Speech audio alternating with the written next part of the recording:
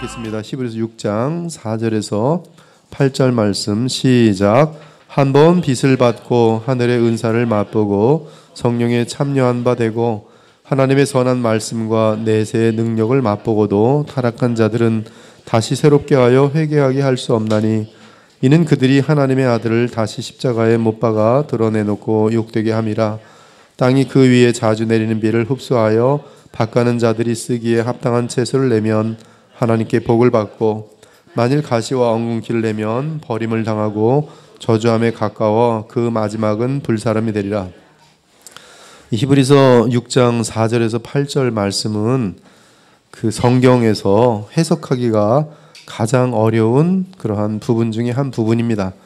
아마 성경에서 가장 해석하기 어려운 부분이 다니엘 9장 한 21절 그 이하 정도가 될 것 같고요. 그 다음에 이제 신약에 있는 예수님의 말씀들 가운데 복음을 정확히 모르는 분들은 이해하지 못하는 분들이 많을 것이고요. 근데 이제 히브리서 특히 6장 4절에서 8절도 복음에 대한 정확한 어떤 그림을 갖고 있지 않으면 거의 다 이 오역을 하거나 오해를 하거나 다르게 이제 이해를 하게 되면서 불안과 또 잘못된 그런 깨달음으로 이어지는 때가 너무나 많습니다. 저와 여러분들은 이 교회 역사 속에 가르침들을 잘 알고 있고 또 그리고 귀한 믿음의 선배들의 가르침들을 접목할 수 있는 그러한 특혜가 있어서 이 말씀을 바르게 이해할 수 있는 그러한 은혜를 특권을 갖게 되지만 지금 이 당장 이 순간에도 이 부분에 대해서는 오해하고 잘못 가르치는 목회자들과 그리고 성도들이 한량없이 많은 것이죠. 먼저 그 본문 6절에 보면은 타락한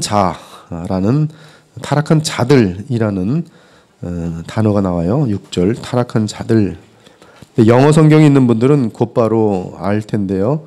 거기 보면 이 배도자라고 이렇게 그 영어 성경이 아포스타시 이렇게 번역이 되어 있어요. 아포스타시 이렇게 특이한 단어입니다. 그래서 아포스타시 타락한 자들 그렇게 되어 있는데요. 이 6절에서 말하는 그 타락한 자들은 이 히브리서 배경에서 볼 때는 유대교로 돌아가는 것을 의미합니다. 원어는 파라핍토라고 되어 있어요. 파라핍토. 근데 성경 전체에서 이 6장 6절에만 나오는 아주 특이한 유일한 단어입니다. 그래서 저명한 원어 사전 프라이버그를 보면 파라핍토는 아포스타시 배도하다. 이전의 관계를 끊어버리다, 저버리다, 돌아서다, 곁으로 빠져나가다라는 뜻이 있습니다. 근데 히브리서 배경에서 볼 때 지금 6장 1절부터 쭉 볼 때도 그렇고요. 바로 5장을 볼 때도 그렇고 그림자를 붙들기 위해 실체를 저버리는 현상, 이것이 바로 히브리서 배경 속에서는 파라핍토, 다시 원위치된 자들, 즉 이 성경이 말하려고 하는 모든 것이 실체 되시는 우리 주 예수님이신데 그분을 저버리고 이분을 상징했던 율법의 형식적인 부분들이죠. 율법 조문으로 돌아가는 것. 그래서 다시 동물 가지고 죄 사함을 받을 수 있다라고 믿는다든지 이런 것들은 다 이제 배도가 되는 것이죠. 특히 파라핍토는 오랫동안 조금씩 돌아서다가 최종적으로 분명하게 결정하는 것을 말합니다. 즉 믿음의 본질, 복음의 본질을 결국 거절하는 것을 말하죠. 그러므로 이 죄에 대해서는 죄사함을 받을 수 있는 실체가 거부되는 거기 때문에 어떤 방법으로도 용서받지 못합니다. 즉 성경이 제시하는 마지막 말씀이며 모든 모형의 실체인 예수 그리스도를 최종적으로 거부한 것으로서 이 배도의 죄는 용서받을 길이 불가능하죠. 왜? 죄라는 것은 누구를 통해서 죄사함을 받을 수 있어요? 오직 예수님만을 통해서 받을 수 있는데 예수님을 거절하면 죄사함을 받을 수 있는 것은 불가능합니다. 이는 또한 성령께서 우리에게 증언하시는 내용이 뭐냐면 예수님에 대한 죄사함이거든요. 예수님으로 인한 죄사함과 복음이 성령의 증언인데 이것을 거부하는 것은, 즉 예수님을 거부하는 것은, 실체를 거부하는 것은 성령이 증언하는 그 내용을 모독하는 것이기 때문에 성령 모독죄라고 되어 있어요. 그래서 이러한 죄는 지금 죄사함이 불가능합니다. 그들은 그리스도의 속죄를 부인함으로 더 이상 그들에게는 복음이 없으며 또한 죄로부터 그들을 구원하실 수 있는 구세주를 거부하니 주께서 구원하실 수도 없습니다. 따라서 6절은 타락한 자들은 다시 새롭게 하여 회개하게 할 수 없나니 이는 그들이 하나님의 아들을 다시 십자가에 못 박아 드러내놓고 욕되게 함이라 이렇게 말했어요. 즉 그림자로 돌아감으로 말미암아 하나님이 우리에게 주신 하나님의 아들까지도 거절해 놓은 것이니 그것은 하나님을 욕되게 하는 것이고 하나님의 아들을 다시 십자가에 못 박아 드러내놓고 욕되게 함이라 말하고 있는 것입니다. 너무 쉽죠? 네, 여러분에게 지금 쉽죠? 쉽죠? 네. 십자가의 도를 믿지 않는 자에게 죄사함이 가능해요? 가능할 수가 없어요. 십자가의 도를 받아들이지 않는 자에게 회개가 불가능합니다. 아무런 의미가 없어요. 그들은 이전에는 복음의 공동체에 오랫동안 머물러 있던 자들이었어요. 그러나 복음을 믿지 않은 상태로서 결국 복음의 공동체에서 떨어져 나가 성경이 전하는 복음과 다른 복음을 전하는데 그것을 믿는 상태. 바로 그것이 아포스타시, 배도예요. 교회를 열심히 다녔는데 정상적인 교회를 다녔는데 30년을 다녔어요. 근데 신천지에 빠졌어요. 그리고 신천지에 빠졌다가 죽었어요. 그럼 그 사람 뭐예요? 정확히 지금 성경이 말하는 아포스타시예요. 배도예요. 배도예요.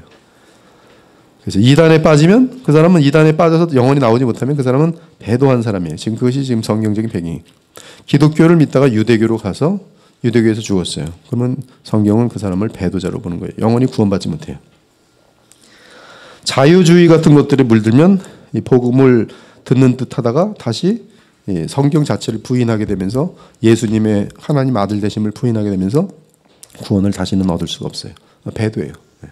지금 이 배도의 가르침들이 이 세상에 지금 얼마나 많은지 모릅니다. 우리 주 예수 그리스도께서는 우리의 대속 제물이 되셔서 십자가에서 보혈을 흘리며 돌아가셨어요. 따라서 그리스도의 대속 때문에 우리는 하나님과 화목하게 되었죠.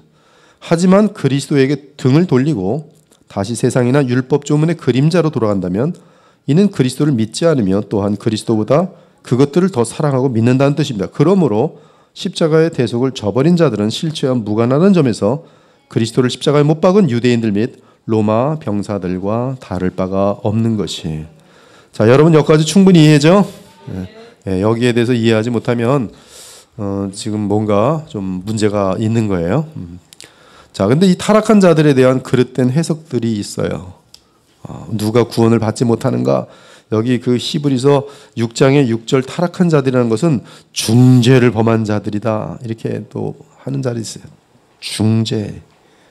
그래서 이 하나님께 택함을 받은 자라도 중죄를 지며 타락하면 다시 새롭게 하여 회개할 수 없다고 가르치는 무리들이 있어요. 실질적으로 있습니다. 지금도 있어요. 동영상에도 있어요. 하지만 이는 성경에 대한 지독한 무식을 드러낸 것 더불어 성경이 가르치지 않는 이단적 사상을 말하는 것입니다. 이렇게 해석한다면 한번 물어보겠습니다. 중죄는 무엇인지 정의를 내려야 돼요. 그리고 그리스도의 보혈로 용서받을 수 없는 죄가 있다는 말이 됩니다. 그러면 어떤 죄가 그리스도의 보혈로 용서를 받을 수 없는 죄입니까? 베드로 같은 경우 저주하면서 예수 그리스도를 부인하였어요. 그런 죄가 중죄 아니고 뭐겠습니까? 그렇다면 그들의 가르침에 의하면 베드로는 회개가 불가능했어야 돼요. 다윗 같은 경우는 살인죄를 짓고 간음죄를 지었어요. 대부분의 사람들은 다윗이 간음죄와 살인죄를 진 것이 굉장히 무서운 죄라고 하는데요. 그러나 다윗을 보면 더 무서운 죄가 뭔지 아십니까? 우리아를 죽인 범죄예요. 우리아를 죽이는 과정에 있어서 그로 하여금 자기를 100% 신뢰하는 자를 죽이고 요압 장군을 통해서 죽이는 그 다윗의 간사함, 거짓. 그래서 이 간음죄, 살인죄보다 더 무서운 죄는 그의 그 순간에 얼마나 무섭도록 간교한지 자기에게 충성하는 100%로 충성하는 우리아를 죽이는 과정에서 나타난 그의 비열함이라는 것은 정말 이루 말할 수 없어요. 이거보다 더 중죄란 있을 수가 없어요. 그렇다면 다윗도 구원받지 못했어야 되죠. 살인 방조죄를 지은 바울도 마찬가지입니다. 가장 의롭고 충성스러운 스데반이 죽을 때 사울은 거기에다가 죽이시오라고 사명을 딱 했어요. 그건 중죄죠. 그런 것이 중죄가 아니고 뭐가 중죄겠어요?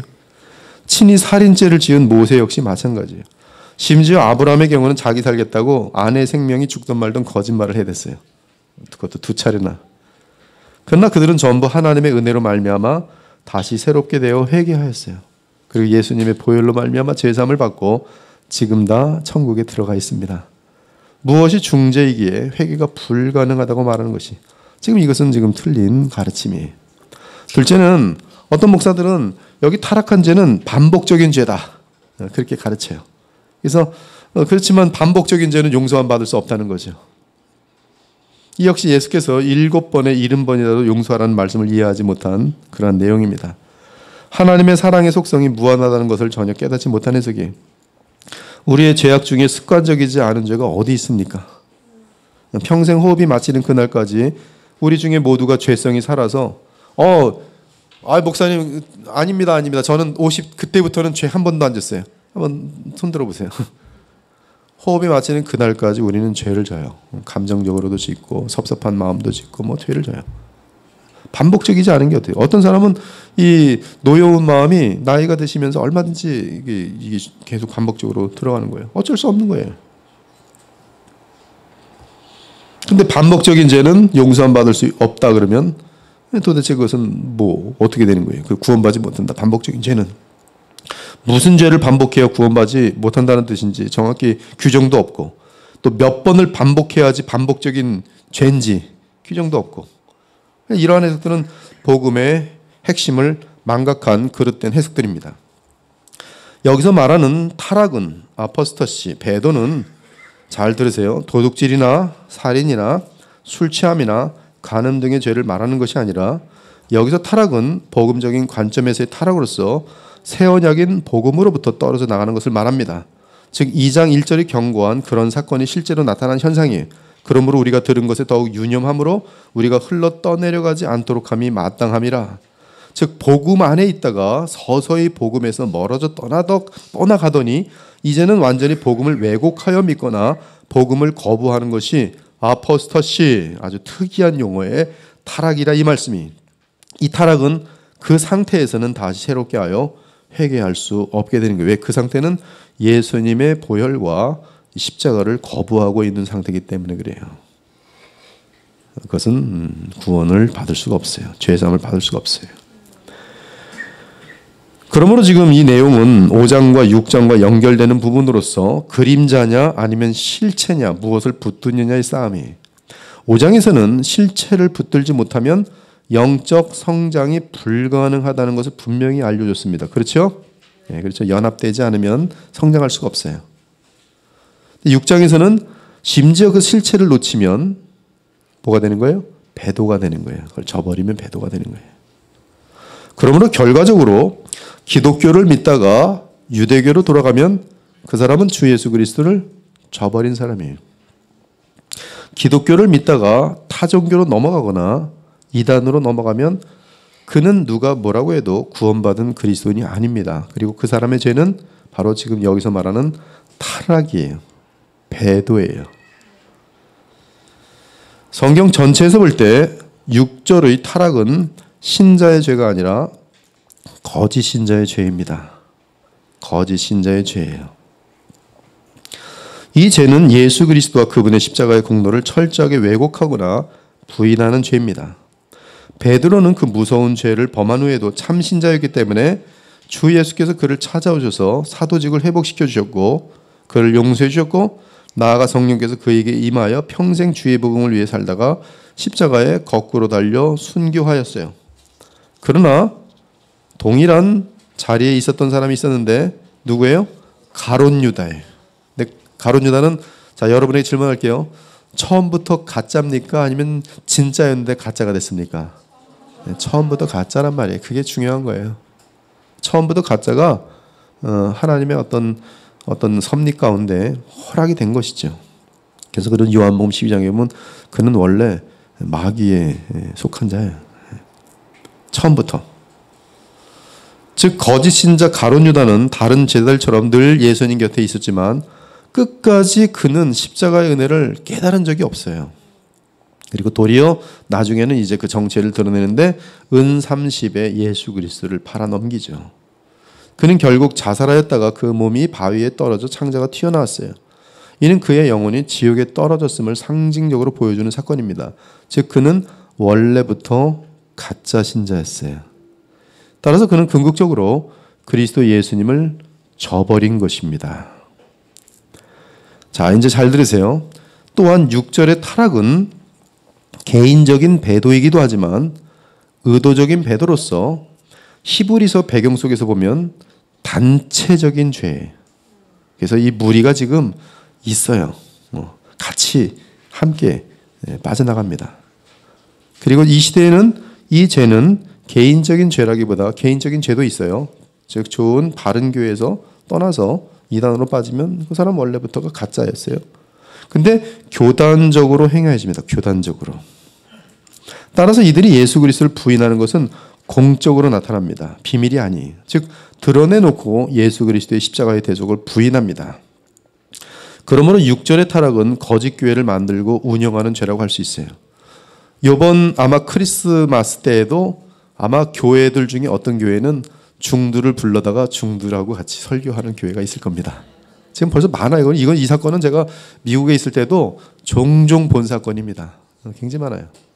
요새는 종교 다원화가 더욱더 앞으로 확장될 겁니다. 종교 다원화는 뭐냐면 서로 종교들 간에 인정해 주는 거거든요. 사이 좋아지는 거거든요. 사이 좋으려면 어떻게 해야 돼? 서로 왕래가 있어야 돼요. 중들. 그래서 이제 교회는 이제 절에 가서 거기서 이제 새벽성도 노래도 해주고 같이 밥도 먹고 사진 많아요. 지금 요새 난리를 치고 있는 분들 보면 중두라고 찍은 사진도 많고요. 종교다우나 WCC에 가입한 사람들 많아요. WC는 이 무당들까지 다 불러가지고 모든 종교는 하나다. 무당들도 아무렇게나 진심으로 믿으면 구원의 길이 있다. 그거 다 인정하기 때문에. 근데 그 유다서를 보면 바로 이러한 이 종교 다원화 현상이 정확히 배도 현상으로 나오고 있어요. 유다서에서는 배도 현상을 두 개로 보는데 종교 다원화와 동성애예요. 동성애. 근데 지금 교단적으로 그것이 움직이는 것이죠. 그래서 2011년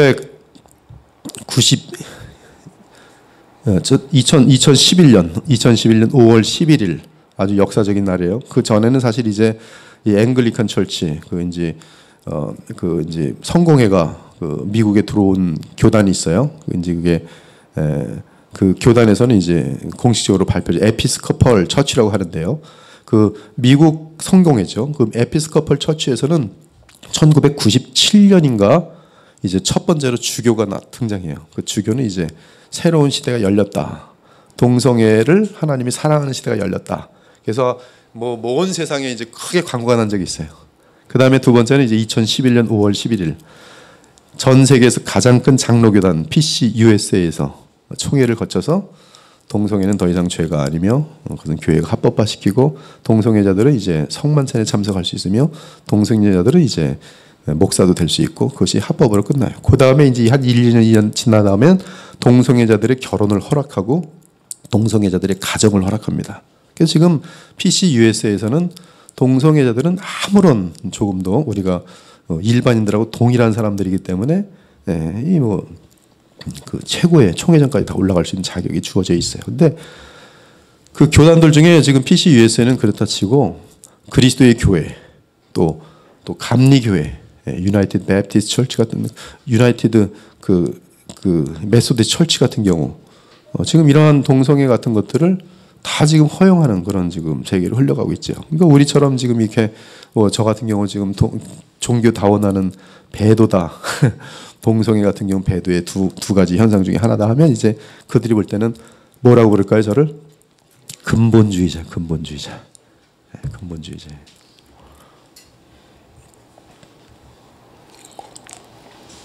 그러나 성경은 바로 그것을 배도라고 부르는 거예요. 교단적으로 예수 그리스도의 십자가만을 통하지 않고도 구원의 길이 있다는 것은 이미 예수 그리스도의 십자가를 헛되게 만드는 것이죠. 그렇죠? 여러분 그렇게 생각 안 합니까? 네. 그러므로 6절의 타락은 거짓 교회를 만들고 운영하는 죄라고 할 수 있어요. 그리고 그러한 교회를 다니는 죄 역시 배도의 죄에 합류하는 것입니다.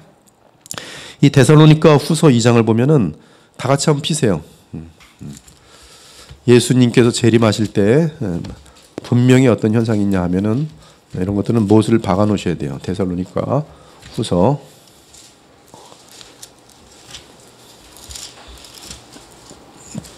2장 거기 보면 이제 주님의 강림하심에 대해서 이 데살로니가 그 교회에서 여러 가지 복잡한 말들이 많았어요. 그래서 바울이 분명하게 하나님의 계시를 받아서 정리를 합니다. 너희들이 생각하는 것처럼 그렇게 예수님이 당장 오신다는 게 아니라는 거죠. 그러니까 지금 벌써 예수님 왔다 뭐 막 이렇게 할 때 지금 벌써 그러잖아요. 뭐 재림 예수다는 게 지금 이 시대도 지금 얼마나 많습니까? 근데 그런 동일한 이단들의 세력들이 이 지금 초기 교회에도 있었던 거예요. 초대교회도. 그래서 데살로니가후서 2장 2절 같은 데 보면 영으로나 또는 말로나 또는 우리에게 받았다간 편지로나 주의 날이 이르렀다고 해서 쉽게 마음이 흔들리거나 두려워하거나 하지 말아야 한다는 것이라. 그런데 주님이 언제 오시냐면 두 가지 사건이 반드시 주님 오시기 전에 있어야 된다는 거예요. 그것은 뭐냐 하면 첫째, 배교하는 일이 있고 그 다음에 배교 다음에 뭐가 있어요? 바로 그 불법의 사람, 멸망의 아들, 그가 바로 적그리스도거든요. 이 적그리스도가 와야 돼요. 이 두 사건이 있어야지만이 근데 적그리스도는 분명하게 그 특징을 보여줍니다.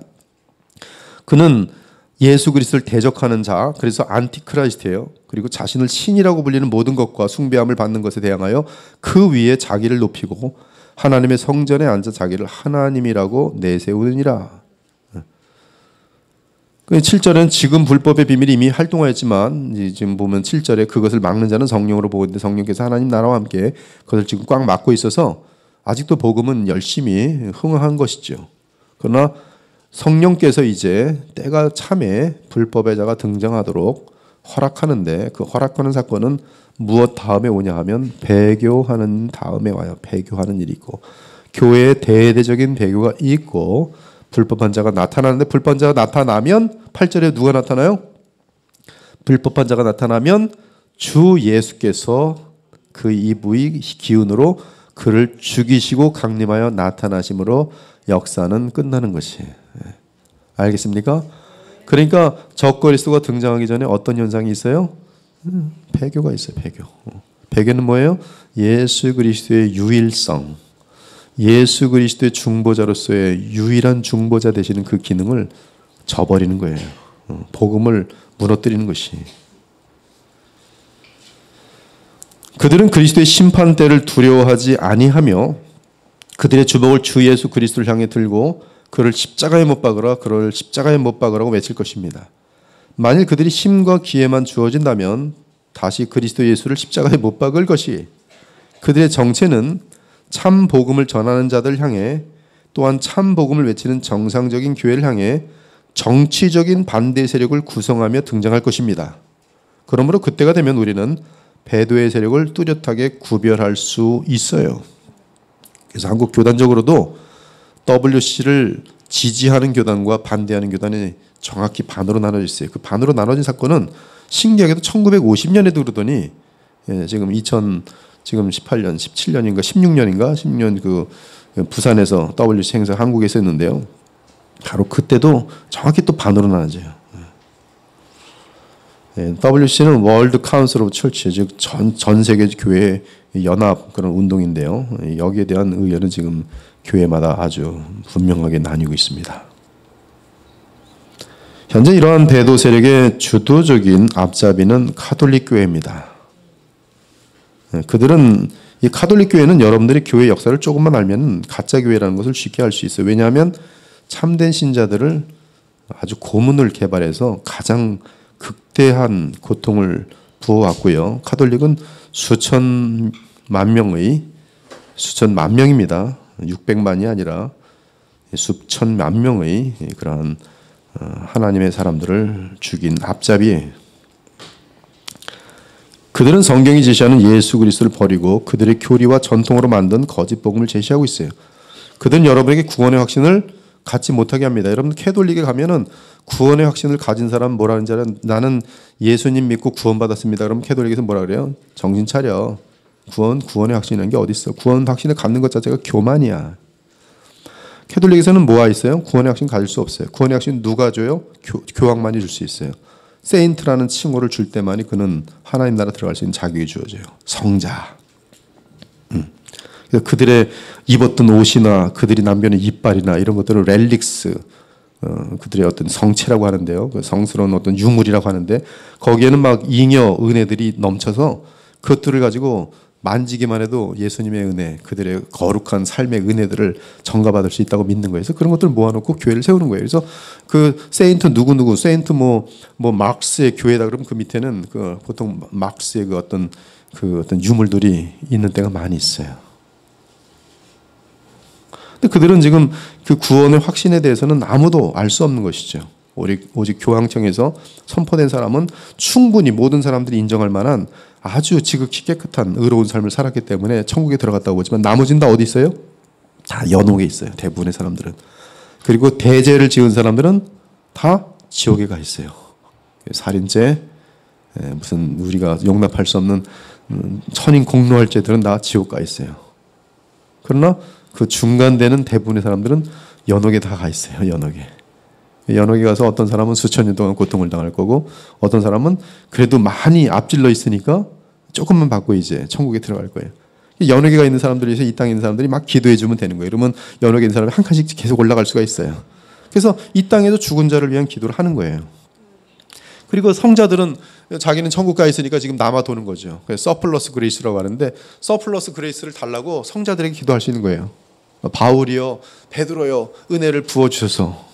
그리고 그들은 예수님께 가는 건 너무나 두려운 거기 때문에 성모 마리아에게 먼저 가야 돼요. 마리아여 마리아여, 이제 아들에게 가려고 하니 아들을 진정시키셔서 아들이 진노하지 않게 하소서. 마리아여 우리에게 자비를 베푸소서. 그리고 그리스도께 가요. 즉 그리스도는 하나님과 우리 사이의 중보자인데 이들은 그리스도에 대한 두려움이 있어서 그리스도와 인간 사이의 중보자로 또 마리아를 삼고 있어요. 왜냐하면 그리스도는 남자거든요.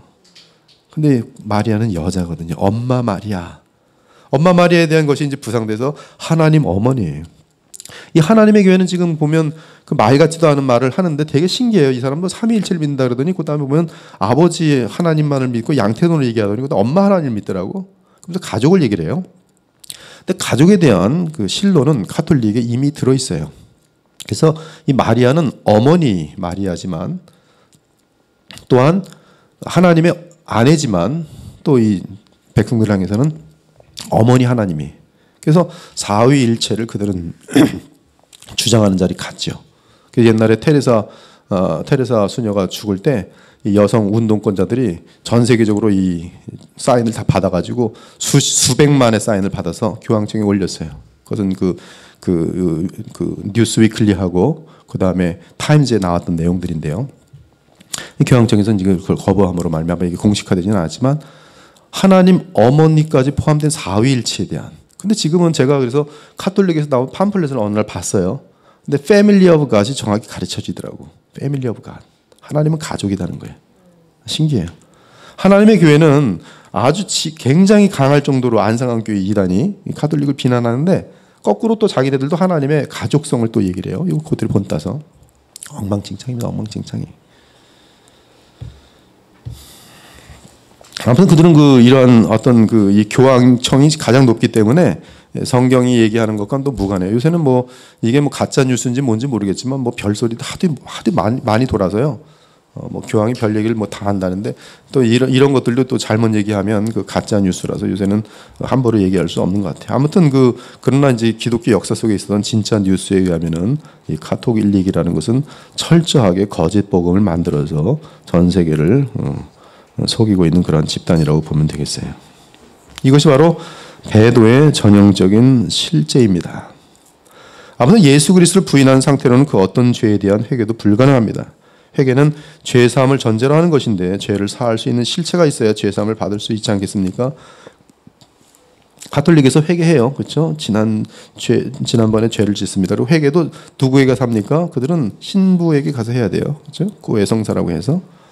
근데 그들은 이 죄 사함을 받는 것이 그 예수님의 보혈로 의해서 받는다고 보질 않아요. 예수님은 자비를 우리에게 베푼다고 보고, 그래서 이들은 자기의 죄를 사하는 어떤 나름대로의 어떤 그 또 행실이에요.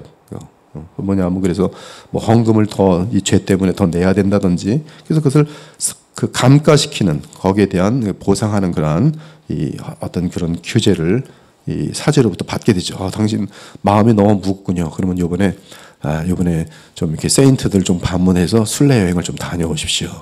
그렇게 하면 되겠습니다. 당연하지. 거기 고통받았던 순례자들에게 가서 열심히 거기 방문해서 기도하고 그러시면 당신 죄들 다 이제 용서받는 겁니다. 나의 어떤 선행을 통한 어떤 용서받는 것들을 얘기를 하면서 바로 예수님으로 말미암는 십자가의 그 은혜가 떨어지는 것이죠. 그래서 그들은 지금도 구원론이 예수님도 우리에게 은혜를 주시면 우리가 선행을 많이 쌓아야 구원받을 수 있다라는 그러한 내용들이 있어요. 그래서 그들은 칠성례가 있는데 칠성례를 쉬지 않고 행합니다. 그래서 특히 미사를 아침 저녁으로 하는데 이제 이 하나님 나라 더 확실히 들어가고 싶은 사람들은 이 자매님이라고 그러죠. 그들도 그냥 미사만 왔다 갔다 해. 미사를 많이 가면 갈수록 공로가 들어가서 이게 지금 더욱더 구원의 가능성이 높다고 보는 것이죠. 연옥의 길이가 짧아진다고 보는 것이죠. 아무튼 우리는 그렇지만 우리는 예수님이 전체라고 보는 것이고 아무리 무서운 죄인이라 할지라도 예수님을 믿고 주님과 연합하면 그는 바로 예수님의 의로 말미암아 완전한 의를 소유한 것으로 하나님이 여겨주시고 왜 연합 때문에 결혼한 것 때문에 새 언약 때문에 그리고 십자가의 죽으심은 바로 나의 죄값에 대한 치름으로 그렇게 보아서 우리는 예수님을 믿으면 바로 주님의 품에 안겨 있는 것으로 그렇게 확신하고 있고 또한 우리는 실질적으로 예수님을 믿은 그 이후로 성령으로 말미암는 그런 하나님 나라의 능력들을 체험할 수 있는 것이죠. 그러므로 다시 새롭게 되어 회개할 수 없는 상태에 들어간 자는 원래부터 거짓 신자였으며 이제는 공개적으로 그리스도 예수님의 복음을 부인한 상태이기 때문에 새롭게 회개할 수 없다는 뜻입니다. 여기 할 수 없다는 것은 불가능한 뜻이에요. 즉 예수님의 보혈을 부인하는 상태, 그것의 완전함을 받아들이지 않는 상태 속에서는 그것은 죄의 삶을 받을 수 없고 그런 상태는 하나님을 거짓말하는 그러한 상태로 만드는 것이다 이렇게 말하고 있어요. 아무튼 믿음이 없이는 하나님을 기쁘시게 하는 것이 불가능하죠. 즉 오늘 본문은 하나님의 아들과 그분의 십자가의 대속적인 죽음을 받아들이지 않는다면 이는 주 예수 그리스도가 정확하게 누구신지 그걸 모르는 것이에요. 하나님은 누구십니까? 예수님은 누구십니까? 그분은 하나님의 아들이시며 사람으로서 우리의 중보되시는 그리스도시요. 그리고 그분의 십자가의 사역이 무엇을 의미하는지 성경대로 알지도 믿지도 않는 타락한 자로서 배도의 상태가 있다는 뜻입니다. 히브리서 6장 1절에서 3절과 연결하면 배도자들은 실체와 연합되지 않음으로 인하여 믿음과 성품이 성장할 수 없는 상태에 있다가 결국 헛된 교훈에 미혹되어 배도하는 것을 보여줘요. 이것이 이 타락한 자들에 대한 내용과 배도에 대한 내용이라고 할 수 있겠어요. 근데 이제 놀랍게도 지금 그 히브리서 6장 이제 8절부터 그 6장 4절부터 8절에 보면 이 거짓 신자에게도 가능한 영적인 체험들이 있습니다. 분명하게 히브리서자의 의도를 꿰뚫어 본 후에 4절부터 검토하도록 하면요. 거짓 신자라도 체험이 가능한 것이 있어요. 그리고 가짜와 진짜를 구별하는 방법은 4절과 5절의 현상이 아니라 7절과 8절의 현상인 것을 알 수 있습니다. 되게 중요한 내용입니다.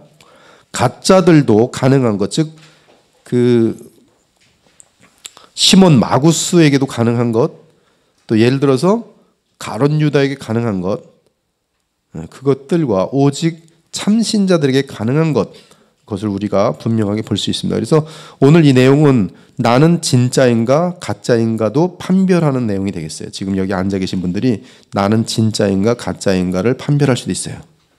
자, 4절에 보면 한 번 빚을 받고 한때 빚을 받았어요. 깨달아졌어요. 깨달음이 있어요.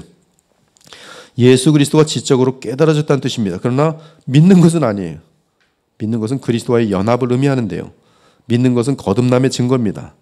깨달음만 있는 자들은 처음에는 참 신자처럼 보이지만 수십 년이 지나도 그리스도를 닮는 성품은 나타나지 않아요.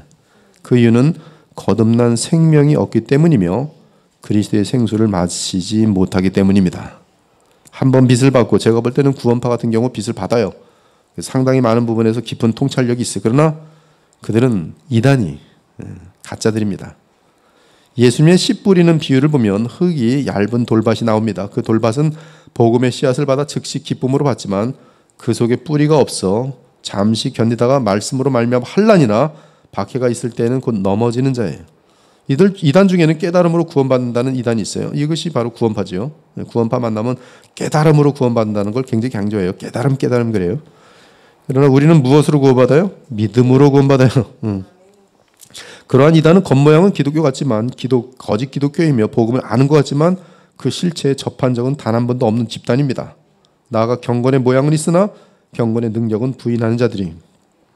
거듭난 생명을 지닌 참된 그리스도인은 모두가 빚을 받는 경험을 가지고 있어요. 즉 우리는 이 경험을 포함합니다. 그러나 그것이 구원받은 최종 목표는 아니에요. 둘째는 하늘의 은사를 맛보는 것이. 이 또한 가짜 신자에게도 가능합니다. 하늘의 은사를 맛보는 게 가짜 신자에게 가능해요. 하늘의 은사를 맛본다는 것은 하늘의 선물을 체험하는 것입니다. 지금 이 말씀은 히브리인들을 대상으로 할 때 구약 사건을 말하는 것인데요. 예수님께서는 요한복음 6장에서 살과 피에 대해 말씀하셨어요. 구약 사람들은 하늘에서 내려오는 선물인 만나를 먹었습니다. 그러나 하늘에서 내려온 만나를 먹었다고 해서 구원받은 것은 아니에요. 오직 예수 그리스도의 살과 피를 먹어야 영생합니다. 즉 예수님의 말씀을 믿고 성령 안에서 예수님과 연합해야만 그것이 구원을 보장하죠. 그런데 그렇게 예수님을 쫓았던 그들은 방금 전에 뭘 체험했어요? 오병이어의 체험을 했어요. 오병이어를 체험했다고 해서 그들이 진짜예요, 가짜예요? 다 가짜예요. 예수님께서 진짜를 보여주니까 다 도망쳐 버렸어요. 그들은 하늘의 은사를 맛봤어요. 정말로 기적을 체험했습니다. 그러나 다 도망가 버렸어요. 이때 예수께서 남은 무리에게 말합니다. 너희도 가려느냐? 그때 시몬 베드로가 대답하죠. 주여 영생의 말씀이 주께 있사오니 우리가 누구에게 가오리까? 네, 그들은 하늘의 은사를 체험했어요. 기적을 체험했어요. 그러나 그것이 참신자를 정하는 게 아니에요. 어떤 사람은 나 그때 뭐 체험했어. 근데 하나님께서 나에게 이런 빵을 주셨어. 근데 그것이 구원을 보장하지 않아요. 셋째는 더더욱 심각해집니다. 성령에 참여한 바 돼요. 성령의 역사를 맛보았어요. 참여했어요. 이 대표적인 인물이 사도행전 8장 8절에 18절을 보면 누가 나오냐면 마술사 시몬이 등장합니다. 근데 그는 빌립이 사마리아에서 성령의 크신 능력과 표적을 나타내자 그 역사를 체험하면서 그리스도를 주로 고백하고 세례를 받았어요. 세례까지 받았어요. 사도들도 속았어요. 어떡하겠어요? 주로 고백하는데. 즉 성령에 참여한 바 되었어요. 시몬도 믿고 세례를 받은 후에 전심으로 빌립을 따라다니며 그 나타나는 표적과 큰 능력을 보고 놀라니라. 그런데 사도들이 안수할 때에 사람들이 성령을 받고 방언과 예언 등을 나타내자 이 마구스 시몬, 이 마법하던 이 사람 마술사 시몬이 사도들에게 뭐라고 하냐면 돈 줄 테니까 나도 성령 베풀 수 있는 권능을 주십소. 19절 이르되 이 권능을 내게도 주어 너그든지 내가 안수하는 사람은 성령을 받게 하여 주소서 하니 이때 베드로가 그의 정체를 알게 됐어요. 베드로가 이르되 네가 하나님의 선물을 돈 주고 살 줄로 생각하였으니 내 은과 네가 함께 망할지어다. 하나님 앞에서 내 마음이 바르지 못하니 이 도에는 내가 관계도 없고 분깃될 곳도 없느니라. 이 하나님 복음과 너는 무관하다는 듯이 심지어 그에게 판단합니다. 내가 보니 너는 악독이 가득하며 불의에 매인 바 되었도다. 즉 마술사 시몬은 복음과 관계도 없고 하나님 나라 분깃도 없는 사람이었어요. 지금 시대로 말하면 성령을 체험한다고 해서 구원과 생명을 얻은 것이 아니, 물론 거듭난 참 신자들은 누구나 빠짐없이 성령을 체험합니다. 하지만 성령의 역사를 체험한다고 해서 영생을 소유한 참 신자라고 볼 수 없어요. 구약의 사울왕 같은 경우 그는 여러 차례 성령에 사로잡혀 예언을 하곤 하였어요. 하지만 대부분의 참된 성경 해석자들은 사울왕은 거짓 신자로 보고 있어요. 왜냐하면 예수 그리스도를 상징하는 바로 다윗 왕에 대해서 끝없이 대적하는 자로 등장하였기 때문에 그는 거짓 신자다. 아무튼 그럼에도 사울왕은 성령에 참여했던 것이 구약 성경에서는 보증하고 있습니다. 그러나 가짜예요. 넷째는 하나님의 선한 말씀을 맛봅니다. 근데도 가짜예요. 그럼 그런 얘기가 뭐였냐면 헤롯 왕이 세례 요한이 전하는 하나님 말씀을 굉장히 좋아했어요. 불렀어요. 감옥에 있는 세례 요한을 불러라. 왜요?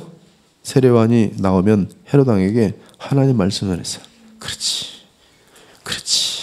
하나님 말씀을 맛보았어요. 그래서 마가복음 6장 20절에 보니 헤롯이 요한이 의롭고 거룩한 사람으로 알고 두려워하여 보호하며 또 그의 말을 들을 때 크게 번민하면서도 달갑게 들음이러라. 하나님 말씀을 맛보지 않았으면 절대로 안 부르죠. 들으려고 하지도 않죠. 근데 헤롯 왕은 들었어요.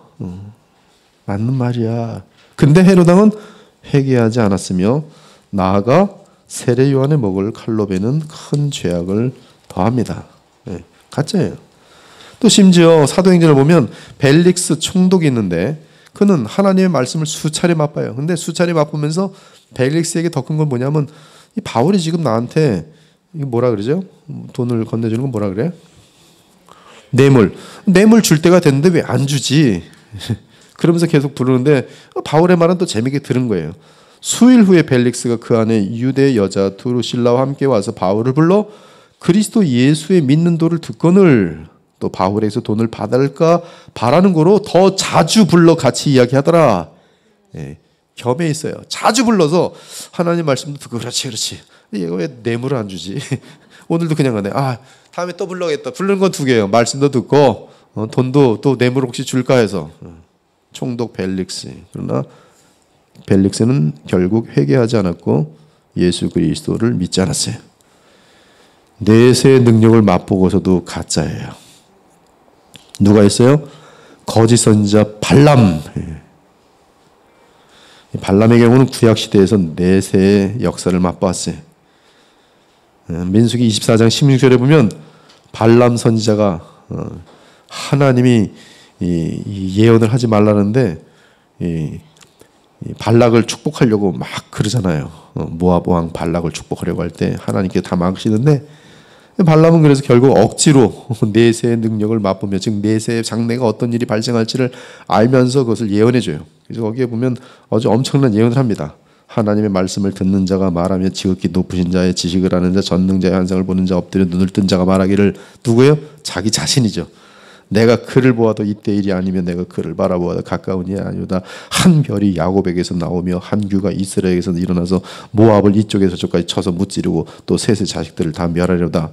주권자가 야곱에게서 나서 남은 자들을 그 성읍에서 멸절하려다.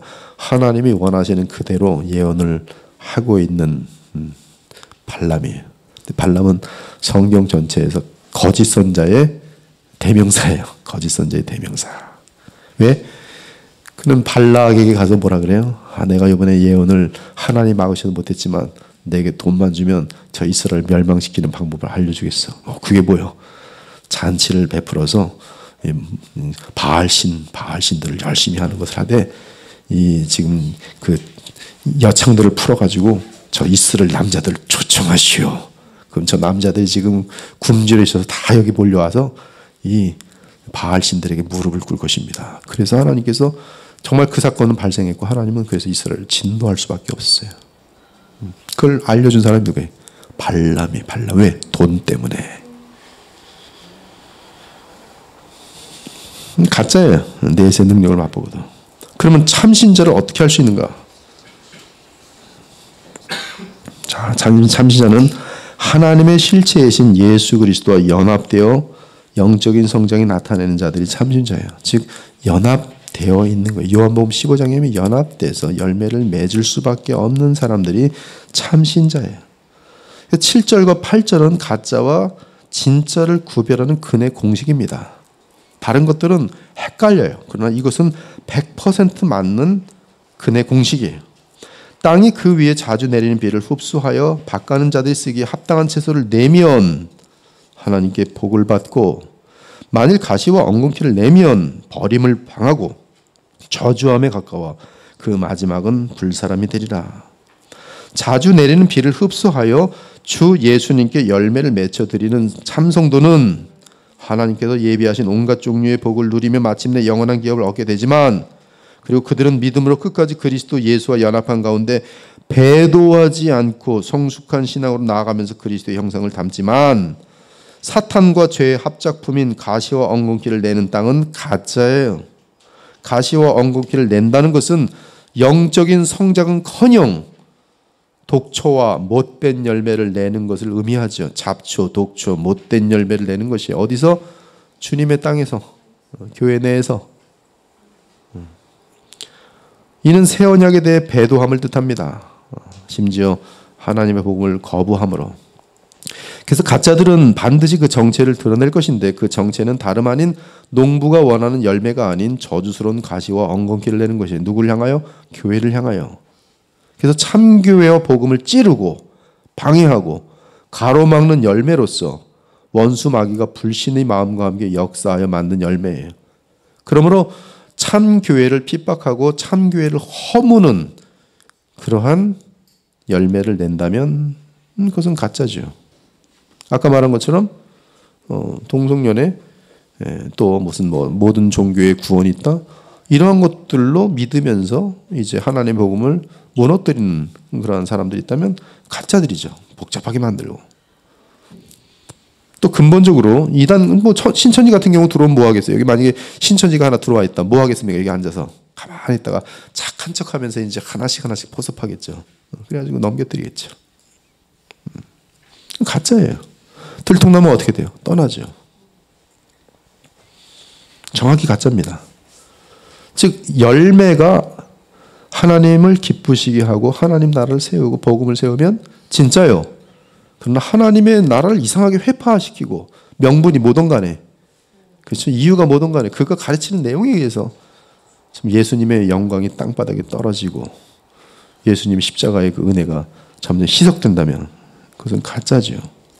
그러므로 히브리서 6장 7절 8절은 좋은 땅은 말씀과 성령의 생수를 상징하는 단비를 흡수하여 주님께 주인 되시는 예수님께 하나님께 합당한 좋은 열매를 맺어 하나님의 기쁨이 되는 것을 말하며 그것이 참신자죠.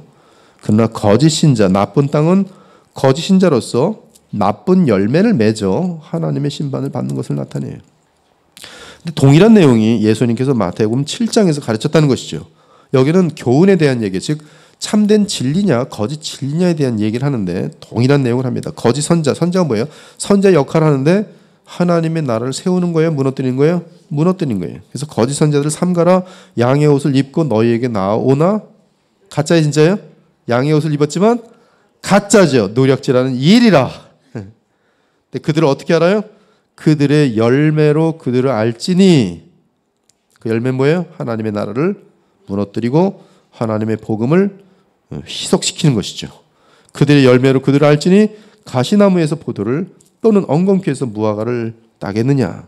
이와 같이 좋은 나무마다 아름다운 열매를 맺고 못된 나무가 나쁜 열매를 맺나니 좋은 나무가 나쁜 열매를 맺을 수 없고 못된 나무가 아름다운 열매를 맺을 수 없느니라. 아름다운 열매를 맺지 않은 나무마다 가짜니 찍혀 불에 던져지니라. 이러므로 그들의 열매로 그들을 알리라. 열매가 진짜인지 가짜인지를 말해주는 거예요. 다른 근해 공식은 없어요. 21절 나더러 주여 주여 하는 자마다 다 천국에 들어갈 것이 아니요 다만 하늘에 계신 내 아버지 뜻대로 행하는 자라야 들어가리라.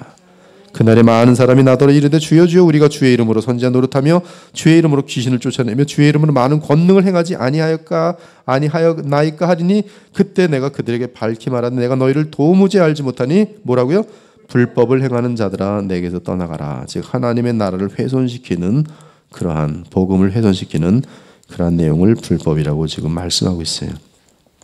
그러므로 누구든지 나의 이 말을 듣고 행하는 자는 그 집을 반석 위에 지은 지혜로운 사람 같으니 비가 내리고 창수가 나고 바람이 불어 그 집에 부딪히되 무너지지 아니하나니는 주추를 반석 위에 놓은 가득에. 반석은 누굴까요? 우리 주 예수님이죠. 그러나 나의 이 말을 듣고 행하지 아니한 자는 그 집을 모래 위에 지은 어리석은 사람 같으리니 비가 내리고 창수가 나고 바람이 불어 그 집에 부딪히며 무너져 그 무너짐이 심하니라. 이런 내용은 지금 종말론적인 그러한 개념이에요. 즉 하나님께서 죽음을 지날 때 그들은 가짜들은 지옥으로 떨어질 것을 분명히 얘기해요. 여기서 주의해야 될 것은 어떤 열매가 아름다운 열매인지 나쁜 열매인지를 평가하는 분은 누구예요? 하나님이에요. 사람이 아닙니다. 여러분 그 기생 라합이 그 이스라엘 정탐꾼을 두 사람을 살려줬을 때 그게 그 여리고 사람들에게는 무슨 행위예요? 매국노 행위예요. 배신 행위예요. 그러나 하나님의 나라에서는 그게 뭐예요? 믿음의 행위, 믿음의 행위. 믿음이 그는 복음을 들었고 믿음에 따라 행하는 것이. 즉 사람이 보는 관점하고 하나님이 보는 관점은 굉장히 180도로 틀릴 수가 있어요. 그렇죠? 아브라함이 믿음으로 누굴 바쳤어요? 이삭을 바쳤어요. 세상 사람들 볼 땐 뭐예요? 좀 정신 나가요. 그러나 믿음의 행위. 그런 행위들이 한두 개가 아니에요. 도덕적인 관점이 아닙니다. 그래서 아름다운 열매 그러면 지금 꼭 도덕주의자들은 다시 말해요. 이건 지금 뭐 잘못된 열매다. 근데 그게 아니라 여기서 말하는 것은 하나님을 향한 열매, 하나님.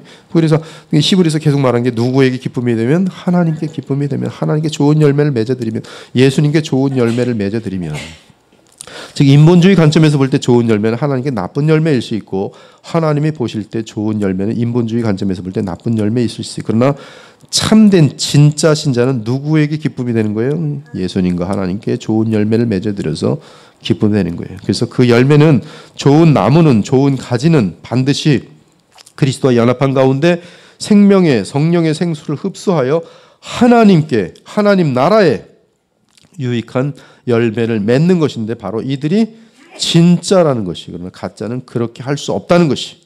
그래서 요한복음 15장에 보면 바로 이 진짜에 대한 그 비유를 하시면서 참 포도나무에 연결된 가지들마다 좋은 열매를 맺어 하나님께 기쁨이 된다 말씀하고 있는 것이. 자, 가짜 교회 및 이단들 봅니다. 가짜 교회 및 이단들. 이단은 한때 실체를 맛볼 수 있는 참된 교회 공동체에 함께 있었으나 그 교회를 따라 허상을 쫓는 거짓 교회를 만들어낸 집단을 말합니다. 하나님의 교회는 어디서 나왔냐 하면 안식교에서 나왔어요. 안식교에서는 어디서 나왔냐면 일반 기독교에서 나왔어요. 그래서 그들은 참된 복음을 버리고 환상을 받아요. 화이트 여사라는 사람이 나는 또 다른 환상을 받아요. 그리스도 종말교회, 그리스도 몰몬경을 그리스도의 말을 예수 그리스도교 이름도 하도 바꿔대서 헷갈려요. 요새는 이거 이단들도 이름을 아주 많이 바꿔요. 그래서 요새는 미국에서는 그 말일 성도 예수 그리스도교라고 안 하고 또 다른 이름을 가져가지고 또 이게 또 자신의 정치들도 바꾸고 있는데요. 하여튼 근데 그들은 보면 이제 교회에서 다투는 걸 보면서 조셉 스미라는 사람이 야고보서 1장 5절 믿음으로 구하고 의심치 않으면 이제 주님께서 응답하신다는 걸 갖고 막 기도를 하는데 이제 환상 가운데 모나하고 이름도 졌어요. 모니하고 모나인지 하여튼 두 천사를 만났는데 이 사람 나중에 이위일체를 얘기를 해요. 그 하나님을 만났다는 거죠. 하나님이 아니라 그때 또 천사라고 그러니까 나중에 또 하나님 바꿔요. 그랬더니 두 천사가 나는 이 기독교를 다 버렸노라. 내가 새로운 이제 기독교를 시작할 테니까 너는 거기 가라. 그래서 어디 가냐? 저쪽 이제 뉴욕에 어딜 가면 거기 이제 밀로 이렇게 이제 지푸라기 있는데 거기 지푸라기 밑에 보면 뭐가 있을 것이다. 그래서 정말 가서 보니까 금괴가 있고 금괴 있는 그 금괴로 만든 몰몬경이 있는 거죠. 몰몬경. 그들은 몰몬경 가지고 이제 말일 성도 예수 그리스도 교를 만들고 그들은 이제 영어 가르쳐 준다 그러면서 한국에 이제 영어 선생들이 그래서 복장도 그들은 벌써 양복 다 입고 그래서 이제 근데 그들에게 체험이 엄청나게 많아요. 체험이 많습니다. 신비 체험 많아요. 근데 거기도 지금 보면 이제 이 요셉 스미스가 일반 교회에서 나온 거죠. 여기서 나온 거예요. 그래서 이런 거짓 교회를 만드는 집단을 말합니다. 우리가 이단과 참 교회를 구별하는 가장 간단한 방법은 그들에게는 생명이 없기 때문에 잘 보세요. 성령과 믿음 대신에 뭐가 있어요? 세뇌가 있어요. 세뇌. 가짜들은 오직 세뇌에 의해서. 어떤 목사님이 그래요. 나는 30년 동안 세뇌 좀 시켜보려고 했는데 한 사람도 세뇌가 안 되더래. 어찌나 그렇게 변화가 없는지. 근데 이단에 갔더니 딱 2개월 만에 세뇌되더래요. 완전히 변화돼갖고 완전히 지네 가정을 다 뒤집어버리고 2개월 만에. 야, 그래서 마귀의 역사는 참 무섭다 그러면 목사님. 자기는 30년 목회해도 한 사람도 변화되지 않는데 마귀는 2개월 만에 사람들을 확 변화시킨다. 여러분 세뇌가 무서워요. 그래서 그들은 항상 세뇌 방법을 써요. 정말로 성경 보지 않습니다. 성경에서 몇 군데 탁탁 꺼내가지고 그 말의 힘이 사람의 힘이 아니기 때문에 여러분 사실 지금 정상적인 사람이 이만희를 볼 때는 그냥 노인네지 정신 나간 노인네지. 자가당착에 빠져 있는 사람들이 다 내가 하나님이다, 내가 성령이다 그러면 정상적인 저 미쳤나 왜 저래 이런. 근데 자가당착은 누구에게 오냐면 지극히 교만한 사람한테 옵니다. 교만한 사람은 다 자가당착에 빠지게 돼 있어요. 근데 또 어리석은 사람들은 자가당착에 빠진 사람 얘기 듣고 그러면서 그걸로 가버리는 거예요. 세뇌가 돼, 세뇌. 그래서 여러분, 이 참된 생명은 세뇌가 아니라 성령의 역사인데, 성령의 역사는 성품적으로 이게 예수님을 닮게 돼 있어요. 예수님 닮아요. 아름다워집니다. 따라서 그들은 사람을 세뇌시키기 위해 여러 가지 종교 의식과 반복적인 최면술 및 군중 심리를 사용해요. 그래서 이 기독교에도 과거에 부흥회 같은 거, 사실 이게 이제 지난 얘기들이긴 하지만, 부흥회 왜 하느냐 하면 좋은 의미로 하는 부흥회도 있었지만, 이제 목사들 세계 속에서는 우리 성도들 말 안 들어. 당신 와서 좀 부흥회 한번 해줘. 그럼 부흥 강사가 와서 그날 일주일 동안 부흥회 하고 나면 성도들이 넵 담임 목사님 넵 이렇게 딱 표내요. 그러면 그다음 부흥회 딱 하고 나서는 다 내 말 들을 거지? 네! 아멘! 다 바보들 만들어 놓은 게 부흥이었어요. 철저합니다. 쉽게 쫙 당신 애들 목사님들 다 망하는 거 알아? 얘를 쫙 들면 망하는 거 쫄딱 망하는구나. 풍불려 겁누주나. 이렇게 일주일 동안 듣고서는 그 다음부터는 이제 목사님을 이제 신성화시키는 거죠. 목사님께 말 안 들어도 난 죽어. 세뇌시키는 거예요. 박수 처음부터 분위기가 딱 박수 3번. 저기 앉히는 장로 뭐야? 보니까 아주 교만의 영이 쓰여 있네. 그럼 그 사람 바보들이 거기서 교만한 사람은 낙이 찍히는 거예요. 낙이 안 찍히려니까 어떻게 돼? 시키는 대로 하는 거예요. 바보가 와서 시키면 하는 거예요. 근데 이 방법은 뭐든 지금 이단에서 동일하게 사용돼요. 들어오는 사람 맨 처음에 그냥 거기 보면 장관도 있고 높은 사람이고 돈 많은 사람이 다 있거든. 저 사람 나보다 훨씬 훌륭한 사람이네. 근데 저 사람 말 듣네. 시키는 대로 해. 하다 보면 2개월 만에 다 바보들이 다 되버리겠네. 세뇌. 하지만 그들 이단 집단들에게는 하나님께서 바라시는 아름다운 열매가 없고 오직 가시와 안강키만 내매. 그들은 그리스도 예수님과 관련된 모양새를 띠고 있지만 실은 그리스도 예수님과 참된 인격적인 교제가 전혀 없으니 짝퉁 신자들이요 짝퉁 교회인 것이 마귀의 종들이면 마귀의 교회입니다. 이들에게는 죄성을 제거하기는커녕 하나님의 은혜를 패하고 아름다움을 다 잃고 있어요. 지금 이 시대에는 종교다원화가 있고 신비주의가 있고 율법주의가 있고 유대주의가 있어요. 그러므로 우리가 지금 시대에 있어서 마음속에 새겨야 하는 것은 구원을 위해 예수 그리스도의 십자가의 공로 외에 다른 것이 필요하다거나 십자가 구속 외에 다른 길도 있다고 가르치는 것은 배도이고 타종교를 구원받는 종교로 인정하는 것은 배도 중에 배도이며 마귀의 깊은 역사에 지금 타종교의 길을 활짝 열어주는 목사들이 많이 있어요. 다 종교들이 사이좋게 지내야지. 너희만 구원 있다고 그러면 어떡해. 그래서 기독교 자체를 성경 자체를 허무는 거짓 교사들이 많이 등장하고 있어요. 그러나 우리는 죽도록 누구에게만 충성해요? 나의 남편은 누구만 남편이에요? 예수님만 남편이에요. 이중 남편 가지면 돼요? 안 돼요? 안 돼요. 가짜들이에요. 우리는 죽으나 사나 예수님 한 분만 사랑하고 그분께 나의 인생을 던진 하나님의 사람들입니다. 기도하고 마치겠어요. 그렇습니다. 저희는 죄인들이요 우리의 죄값을 어찌 하나님 앞에서 계산할 수 있겠습니까? 하나님의 공의 앞에 영원한 형벌을 받아 마땅한 존재들인데 하나님의 아들 우리 주 예수 그리스도를 인하여 그분의 십자가의 죽으심을 인하여 우리는 죄사함을 받았고 나아가 그리스도 안에서 성령을 받아 하나님 자녀 되었으니 이 하나님의 아들이시며 사람이신 참 사람이신 예수님 외에 누가 하나님과 우리 사이에 죄 문제를 해결해 줄 수 있는 중보자가 될 수 있사오리까?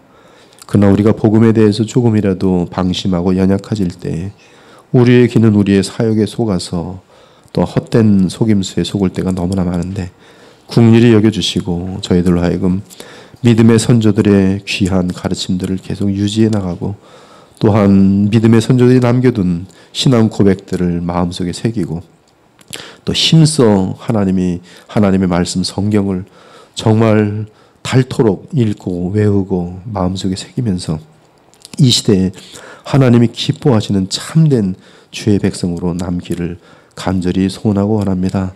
앞으로 마귀의 역사는 더욱 흉흉하고 하나님의 예언에 의하면 배교의 시대가 반드시 올 것이라 하였는데 주님 우리가 배교에 속한 자가 되지 아니하도록 깨어있게 하시며 더욱더 진리로 싸우고 진리 가운데 서서 주님의 기쁨만이 될 수 있는 충성된 주의 자녀들이 다 될 수 있도록 도와주시옵소서. 그리스도의 보혈교회가 이 마지막 시대에 하나님이 기뻐하시고 하나님이 인치시는 성령께서 역사하시는 우리 모두가 또한 예수님을 닮아가는 또한 마음껏 하나님이 기뻐하시는 풍성한 열매를 맺혀드리는 그러한 주님과 연합된 하나님의 아름다운 신부들로 저희들을 이끌어 주시고 인도하여 주시옵소서. 오늘도 돌아가는 발걸음에 복 주시며 하나님의 은혜와 성령의 충만함을 간절히 부탁드릴 때 살아계신 우리 주 예수 그리스도의 이름으로 기도 올리옵나이다. 아멘. 네, 감사합니다. 수고 많으셨습니다.